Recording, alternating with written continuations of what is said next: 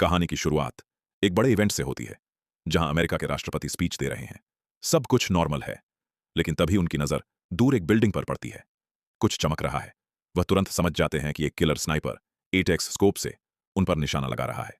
कोई और होता तो घबरा जाता, पर राष्ट्रपति एकदम शांत रहते हैं क्योंकि उनका दिमाग कंप्यूटर से भी तेज चलता है। उन्होंने सेकंड्स में हिसाब लगा लिया कि स्नाइपर 3 किलोमीटर दूर है। वह आसानी से गोली को चकमा दे सकते थे, लेकिन उन्होंने हल्का सा हिलकर जानबूझकर गोली को अपने कंधे पर खा ली, क्योंकि उन्हें पता था यह मामूली चोट उन्हें जनता की सहानुभूति दिलाएगी और उनके अगले चुनाव में जीत पक्की हो जाएगी। इतने जबरदस्त आईक्यू के पीछे एक जादुई गोली थी। दरअसल 2 साल पहले यह प्रेसिडेंट बस एक मामूली राइटर था। उसका आईक्यू एकदम नॉर्मल था। कई महीनों से वह एक शब्द भी नहीं लिख पाया था। गरीबी के कारण उसकी पत्नी और गर्लफ्रेंड दोनों उसे छोड़कर चली गई। वह पूरी तरह से टूट चुका था। तभी उसकी मुलाकात अपने साले से होती है। उसकी हालत देखकर साला उसे एक छोटी सी गोली देता है। यह कोई मामूली गोली नहीं थी। इसकी कीमत 5 करोड़ थी। साला बताता है कि इंसान का दिमाग 100 में से अभी सिर्फ 20% ही काम करता है, लेकिन इस गोली को खाने से यह 100% काम करने लगेगा। यह गोली तुम्हें एक नई सुपर पावर दे देगी। मैट को लगा कि यह सब पागल बनाने वाली बातें हैं। तभी साला किसी का फोन आने पर एक विजिटिंग कार्ड छोड़कर तुरंत चला जाता है। मैट उस ट्रांसपेरेंट गोली को देखता है और सोचता है कि अभी वह जिस हालत में है, इससे बुरा और क्या ही हो सकता है, और अगले ही पल वह गोली निगल लेता है। पहले तो कुछ नहीं होता। मैट उदास होकर सीढ़ियां चढ़ रहा होता है कि तभी उसकी किराएदार मालकिन मिल जाती है। वह बहुत गुस्से में है और किराया ना देने के लिए उसे खूब सुनाती है। तभी मैट को हल्का सा चक्कर आता है और फिर सब कुछ बदल जाता है। अचानक ऐसा था, रोशनी मिल गई हो, जैसे अंधे को दुनिया एकदम चमकीली, साफ और क्लियर दिखने लगी। उसे हर छोटी आवाज सुनाई दे रही थी। मालकिन के एक एक बाल दिख रहे थे। उसके दिमाग ने हर चीज का ऑटोमेटिक एनालिसिस शुरू कर दिया था। मालकिन के बैग में उसने एक किताब देखी। तुरंत याद आया, उसने यह कॉलेज में पढ़ी थी। इस एक हिंट से उसने अनुमान लगाया कि मालकिन लॉ की पढ़ाई कर रही है और थीसिस न लिख पाने के कारण बहुत परेशान है। मैट ने बिना कुछ सोचे समझे सिर्फ आधे घंटे में मालकिन की थीसिस भी पूरी करवा दी और मालकिन को भी पढ़ा लिया। घर पहुंचकर मैट को अपना घर कचरे के ढेर जैसा लगता है। उसका सुपरमाइंड तुरंत सबसे तेज और असरदार सफाई का तरीका निकालता है। कुछ ही देर में घर एकदम साफ हो जाता है। गोली का जादू देखिए। ऐसा था कि जो राइटर महीनों से एक शब्द नहीं लिख पाया था, तो उसने 2 घंटे से भी कम समय में एक शानदार नोवेल आदि तैयार भी कर दी। लेकिन एक दिक्कत थी, इस गोली का असर बस एक दिन तक रहता था। अगले दिन जब वह उठा तो उसका दिमाग फिर से डल हो गया, क्योंकि गोली का असर खत्म हो चुका था। उसने अपनी आधी अधूरी नवेल पब्लिशर को दी, जिसने पहले तो उसे रिजेक्ट कर दिया, लेकिन मैट के घर पहुंचने से पहले ही पब्लिशर का फोन आ गया। उसने कहा, यह नवेल सुपरहिट होगी। मैट अब उस गोली की लत लग चुकी थी। गोली लेने के लिए जब वह उसके पास पहुंचा तो उसने देखा कि उसका साला पहले से ही घायल हालत में पड़ा हुआ है। साले ने भारी सांस लेते हुए बताया कि इस गोली का कोई ऑफिशियल नाम नहीं है।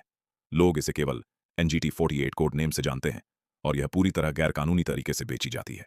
मैट यह सब समझ ही रहा था कि जब वह थोड़ी देर बाद बाहर से वापस लौटा तो पूरा घर अस्त व्यस्त मिला और उसके साले को गोली मारकर खत्म कर दिया गया था। यह सब देखकर मैट घबरा गया। डर के मारे उसने तुरंत पुलिस को फोन किया।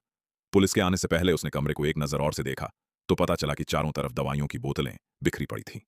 ऐसा लग रहा था कि हत्यारा गोली की तलाश में था और उसी चक्कर में उसने मैट के साले को मार दिया। मैट ने खुद भी घर की अच्छी तरह तलाशी ली। लगभग हार मानते समय उसकी नजर रसोई के ओवन पर पड़ी। उसने अंदर हाथ डाला और उसे वहां एक छुपा हुआ पैकेट मिला। उस पैकेट में एक नोटबुक थी, भारी मात्रा में कैश था और NGT-48 की पूरी सप्लाई छुपा कर रखी गई थी। पुलिस ने पूछताछ की, लेकिन कोई ठोस सबूत न मिलने पर उसे छोड़ दिया। घर लौटते ही मैट ने बिना समय गंवाए एक गोली खा ली। उस एक गोली ने जैसे उसकी दुनिया बदल दी। वह फिर से वैसा ही सुपर इंटेलिजेंट बन गया था। उसने आईने में खुद को देखा और तुरंत अपनी जिंदगी के नए लक्ष्य तय कर लिए। एक स्मार्ट हेयर स्टाइल, एक बनी बनाई मस्कुलर बॉडी और एक महंगी जैकेट। अब वह अपनी पुरानी साधारण जिंदगी पूरी तरह पीछे छोड़ चुका था। गोली की शक्ति से उसकी क्षमताएं इतनी बढ़ गईं कि उसने सिर्फ 4 दिनों में अपना पूरा नोवेल खत्म कर दिया, जो कि उसके लिए महीनों की मेहनत का काम होना चाहिए था। उसने पियानो सीखने में भी सिर्फ 3 दिन लगाए और वह प्रोफेशनल की तरह बजाने लगा। कसीनो में ताश खेलते हुए वह मैथ्स की मदद से करोड़ों जीत गया। विदेशी भाषाएं वह मिनटों में सीख लेता था और औरतों को इंप्रेस करना उसके लिए बच्चों का खेल बन चुका था। 1 महीना बीतते बीतते उसके मन में एक नया बहुत बड़ा सपना पनप चुका था। वह अमेरिका का राष्ट्रपति बनना चाहता था, लेकिन इसके लिए सबसे जरूरी था पैसा। उसने जुआ खेलना बंद कर दिया और स्टॉक मार्केट केवल 2 दिनों में उसने $800 को बढ़ाकर $1 लाख कर दिया। फिर उसने एक साहूकार से $1 करोड़ का कर्ज लिया और एक ब्रोकरेज फर्म में नौकरी शुरू कर दी। सिर्फ 1 हफ्ते के अंदर उसकी कुल संपत्ति $1 मिलियन तक पहुंच गई। पूरी वॉल स्ट्रीट में उसका नाम गूंजने लगा। लोग उसे एक लीजेंड कहने लगे। उसकी पूर्व गर्लफ्रेंड भी उसके पास लौट आई और एक बड़े फाइनेंशियल टकून ने उसे अपने दफ्तर बुलाया। टकून उसके काम से इतना प्रभावित था कि उसने मैट को एक खास मिशन सौंपा। वह पूरे एनर्जी मार्केट पर कब्जा करना चाहता था और चाहता था कि मैट उसके लिए वन रॉन्ग नाम की कंपनी खरीद ले।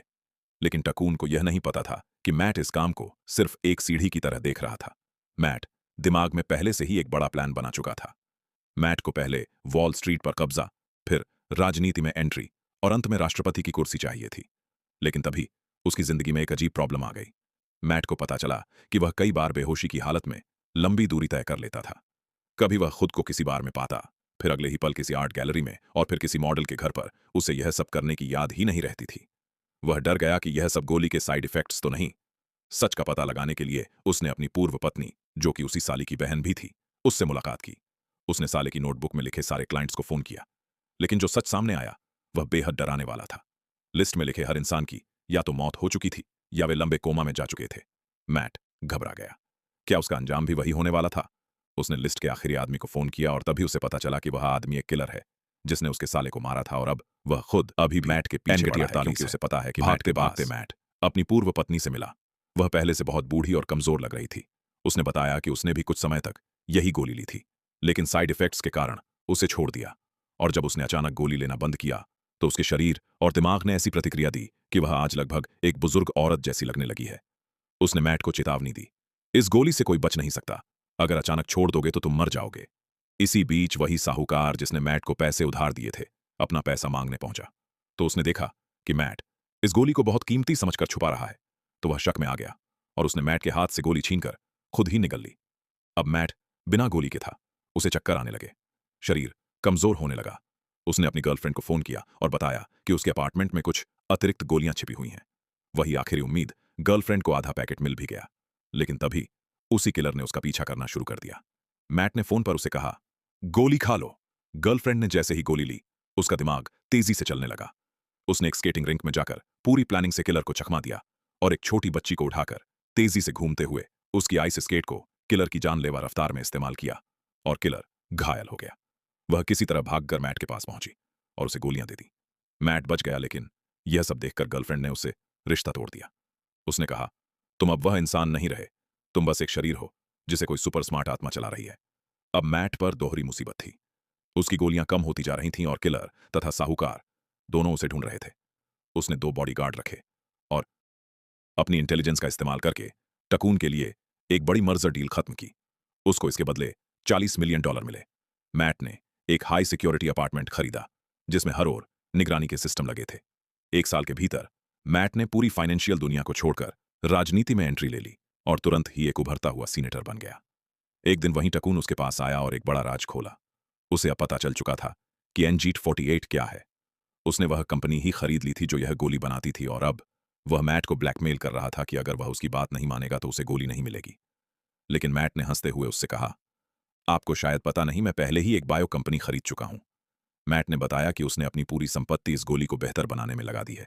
नई गोली में बिल्कुल भी साइड इफेक्ट नहीं है और सबसे खतरनाक बात, अब यह गोली सिर्फ एक बार खानी पड़ती है। एक बार खाई तो उसका असर हमेशा के लिए रहता है। अब टाइकून का कोई बस उस पर नहीं था। मैट पूरी तरह आजाद था। अब कहानी वापस राष्ट्रपति के इस बीच वाले सीन पर लौटती है। अब गोली का रहस्य खुल चुका था। मैट एक टेम्पररी सुपरमाइंड के साथ भविष्य का राष्ट्रपति बनने के लिए तैयार खड़ा था। अगर आपको ऐसी गोली मिले